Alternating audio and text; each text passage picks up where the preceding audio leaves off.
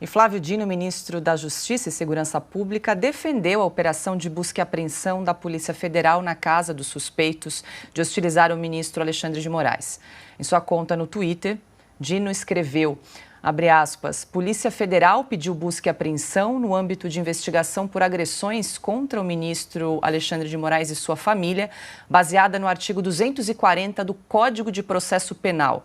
A medida se justifica pelos indícios de crimes já perpetrados e não se cuida de fishing expedition, pois não há procura especulativa, e sim fatos objetivamente delineados que estão em legítima investigação.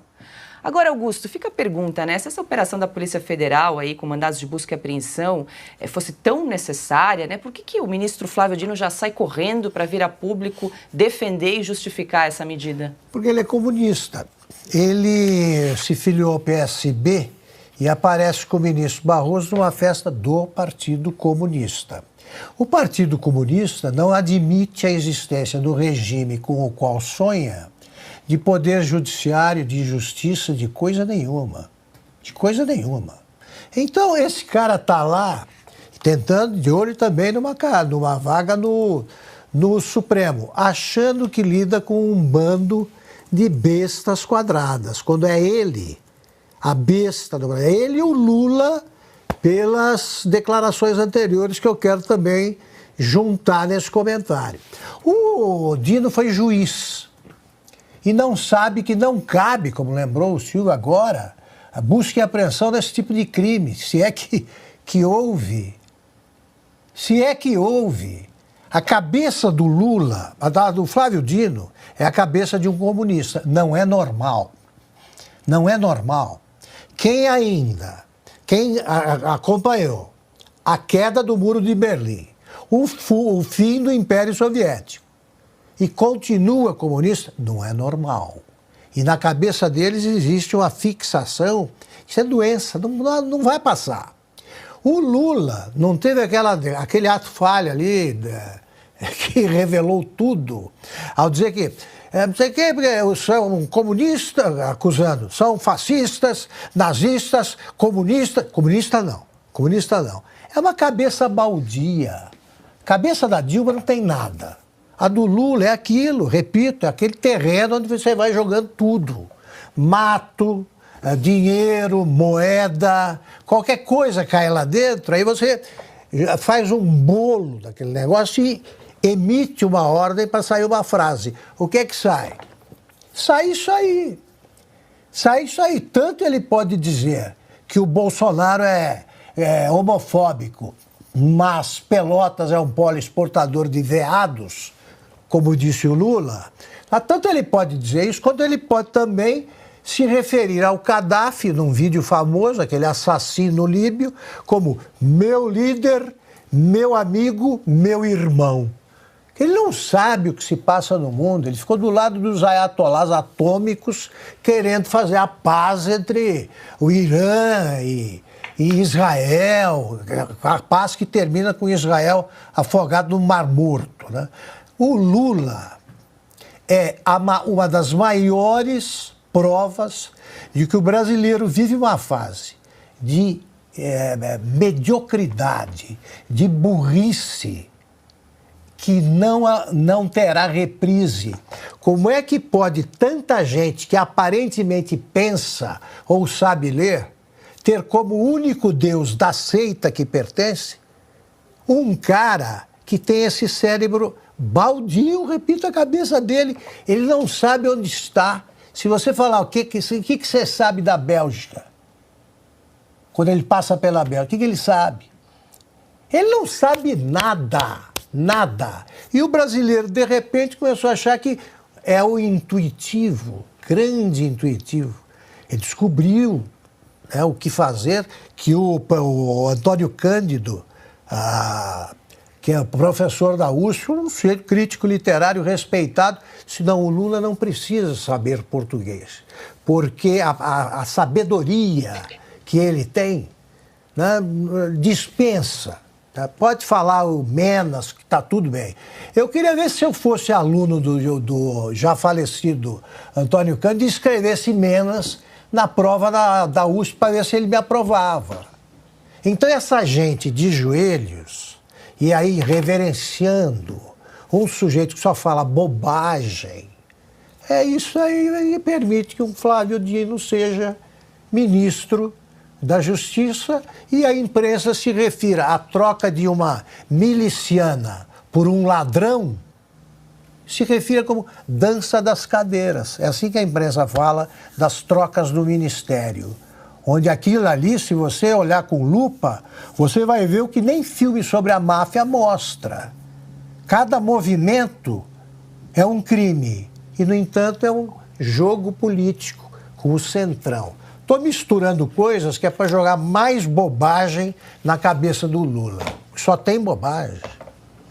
Ana, temos aqui então duas situações. Lula comparando os envolvidos aí no incidente do aeroporto na Itália como animais selvagens e também o ministro Flávio Dino que correu para defender a operação da Polícia Federal que nos mandados de busca e apreensão na casa dos envolvidos ali pela agressão do ministro. Exatamente. Saiu disparada para defender, trouxe artigo do Código de Processo Penal. O ministro Flávio Dino está em todas, né? Foi juiz esse cara, né? Juiz. Exato.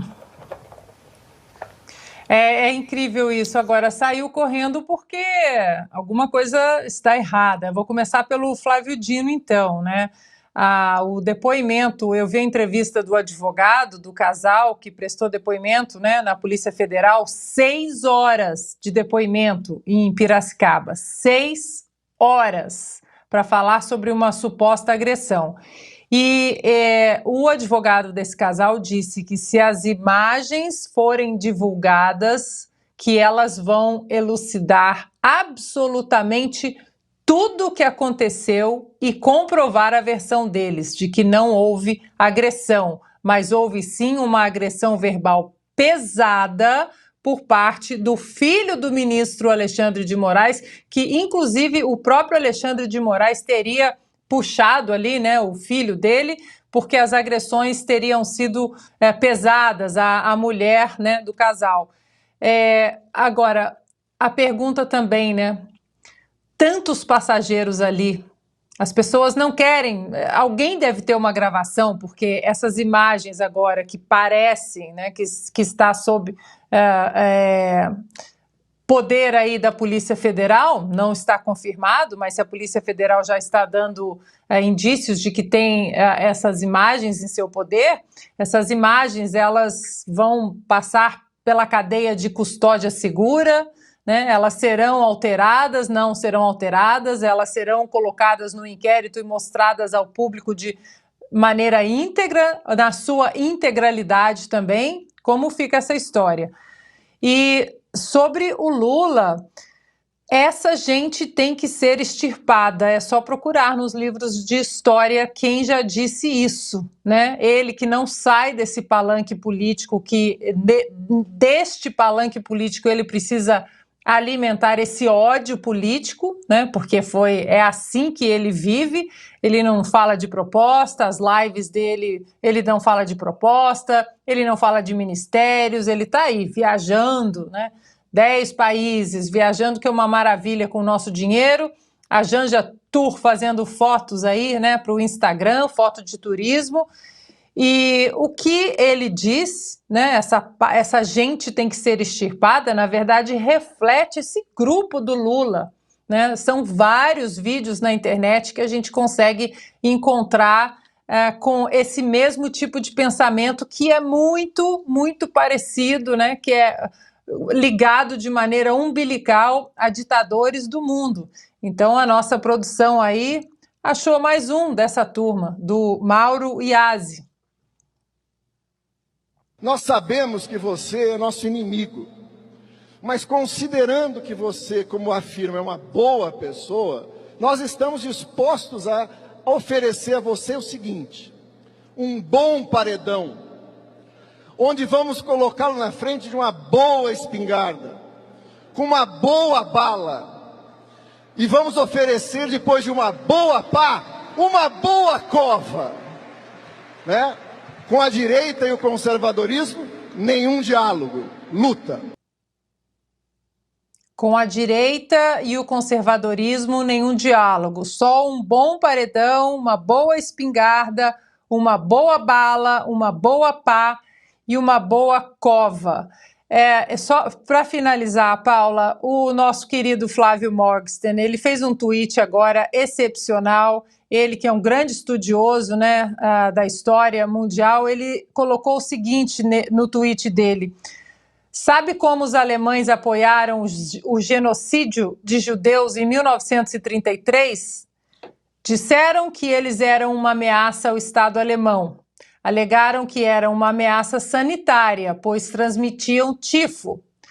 Perseguiram seus jornais que divulgavam fake news de judeus, com a criação ali, né, do Reichengerund. Complicado o nome ali alemão, Reichengerund. Depois criou-se uma intensa campanha na grande mídia privada, colocando um certo bigodinho contra os radicais. Depois alegaram que judeus e cristãos eram fanáticos religiosos. Controlaram a opinião pública na rédea curta, restringindo a participação de judeus nos cargos públicos da República de Weimar, enquanto defendiam a democracia popular. E determinaram que ofender políticos era crime contra o Estado. E aí Flávio termina: ainda bem que no Brasil lutamos para evitar que um horror absoluto como aquilo ocorra de novo. Augusto, o comentário da cabeça baldia foi tão bom que merece um complemento, hein? Não, é que eu lembrei do seguinte: o Lula, ele diz que ele prega a paz, ele veio, ele não tem ódios. Então, eu queria mostrar outra vez, vamos mostrar outra vez, o que é a paz que ele deseja celebrar com o Sérgio Moro, por exemplo, naquela entrevista para os amigos. Como eu tinha inocência, uma coisa que eu tinha muito orgulho, que eu nunca contei isso, mas, por exemplo, de vez em quando ia um procurador, entrava lá de sábado ou de semana para visitar se estava tudo bem. Entrava 3 ou 4 procuradores lá e perguntava tudo bem, falava, não está tudo bem, só vai estar bem quando eu foder esse muro. Sabe? Não, vocês cortam a palavra foder. É quando eu falava assim, olha, quando eu estou aqui para me vingar dessa gente. Sabe? Eu falava todo dia que ele visitava lá. Se prepare, entrava um delegado, eu falava a mesma coisa, se prepare que eu vou provar. Pronto. Nada a comentar.